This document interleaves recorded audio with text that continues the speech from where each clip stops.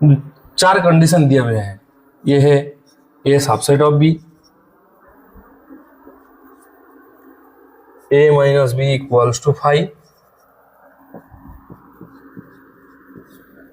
और ये हो गया A union B equals to B, और ये हो गया A intersection B equals to A. ये हो गया हमारा ये हो गया। तो हमको दिखाना है कि ये these conditions are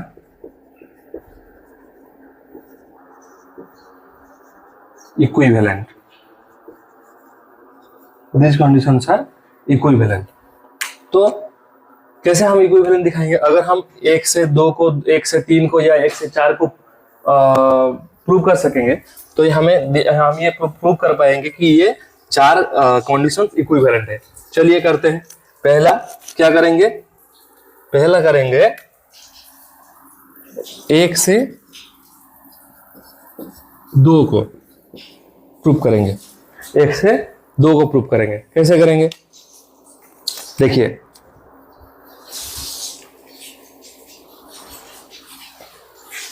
एक से 2 को प्रूव करेंगे। कैसे करेंगे? जैसे कि हमें दिया गया है let A intersection B, let A intersection B. तो इसका मतलब if x belongs to a then must be x belongs to b, क्योंकि a का हर एक एलिमेंट b का होगा। x belongs to a then x belongs to b। Now if possible let a minus b not equals to 5, a minus b not equals to 5, this implies x belongs to a minus b। मतलब a minus b अगर 5 नहीं होगा, इसका मतलब a minus b में at least एक तो element non zero element रहेगा, जो मतलब एटलीस्ट एक एलिमेंट रहेगा। a minus b non empty होगा। इसका मतलब अगर डिफरेंस ऑफ सेट्स के डेफिनेशन से जाए तो इसका मतलब x belongs to a and x doesn't belongs to b। क्या यह पॉसिबल है? Is it possible? हमने देखा, हमको दिया गया है कि a सबसेट ऑफ b, हमारे पास a सबसेट ऑफ b है। इसका मतलब a का हर एक एलिमेंट b का होगा। तो यहाँ कैसे पॉसिबल होगा कि x a में होगा पर b में नहीं होगा? तो ये कॉन्ट्राडिक्शन है। This is a contradiction. This is a contradiction. Therefore, हम जो assume किए थे कि a minus b not equals to 5, वो गलत है। इसका मतलब a minus b होगा, क्या होगा? 5। a minus b equals to 5 आ जाएगा। तो 1 से 2 प्रूफ हो गया। इसके बाद हम 1 से 3 नंबर को प्रूफ करेंगे। 1 से 3 नंबर को प्रूफ करेंगे। कैसे प्रूफ करेंगे? यहाँ हमको दिखाना पड़ेगा A union B equals to B। यहां में दिखाना पड़ेगा A union B equals to B। चलिए ये प्रूव करते हैं। क्या प्रूव करना पड़ेगा? A union B equals to B। एक नंबर से 3 नंबर, मतलब ये है कि A सबसेट ऑफ B दिया गया है। हमें प्रूव करना है कि A union B equals to B। अच्छा, let x belongs to A, let x belongs to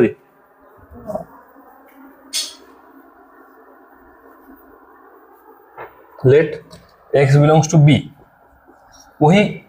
वही कंडीशन कि एक दूसरे का सबसेट प्रूव कर दिया जाए तो ये प्रूव हो जाएगा कि ये दो सेट इक्वल है।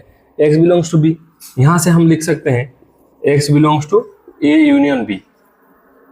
अगर x b में आ जाएगा तो a यूनियन b में भी आ जाएगा। क्यों? क्योंकि यूनियन का डेफिनेशन ये कहता है कि अगर दो सेट के यूनियन में एक एलिमेंट रहता है, या तो वो a में रहेगा या तो वो b में रहेगा। कहीं एक में रहने से भी चलेगा। अगर हम यहाँ पे देख रहे हैं कि x बिलोंग्स टू b, मतलब b में x है, इसका मतलब x a यूनियन b में भी रहेगा, एक्स ए यूनियन बी में भी रहेगा। तो इसके बाद अगर सबसेट का डेफिनेशन देखें कि x belongs to A implies x belongs to B, मतलब ए का हर एक एलिमेंट बी का होता है, तो हम यहाँ पे देखे थे कि ए सबसेट ऑफ बी हो जाएगा। ए का हर एक एलिमेंट अगर बी में रहता है तो ए बी का सबसेट होगा। उसी कंडीशन से यहाँ पे हम देख रहे हैं कि x belongs to B implies that x belongs to A union B, इसका मतलब बी हो जाएगा ए यूनियन बी का सबसेट, बी हो जाएगा ए यूनियन बी का सबसेट। ये है पहला कंडीशन। इसके बाद अगर हमें कॉन्वर्स भी दिखाना पड़ेगा कि ए यूनियन बी को बी का सबसेट दिखाना पड़ेगा। Let x belongs to A union B, let x belongs to A union B, हम एज्यूम किए एक एलिमेंट x जो ए यूनियन बी में है। इसके बाद by the as per definition of union, तो यहाँ से हम लिख सकते हैं कि x बिलोंग्स टू ए और x बिलोंग्स टू बी। ये हो जाएगा कि ए यूनियन बी में एक एलिमेंट रहता है, या तो वो ए में है या तो वो बी में है या दोनों में है। दोनों में है ये केस हमें अभी नहीं चाहिए, वो नहीं होगा अभी तो चलेगा, लेकिन x बिलोंग्स टू ए और x बिलोंग्स टू बी हमें पहले से ही दिया गया है कि a सबसेट ऑफ b। इसका मतलब x belongs to a implies that x belongs to b, मतलब a का हर एक एलिमेंट b में रहता है।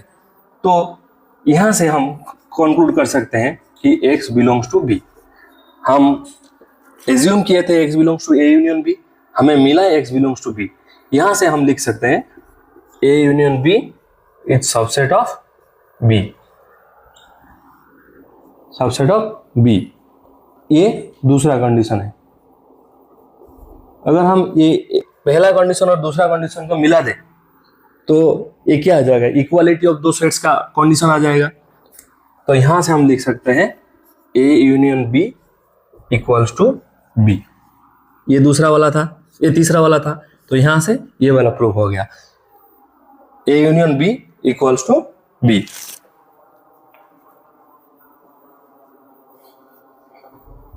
इसके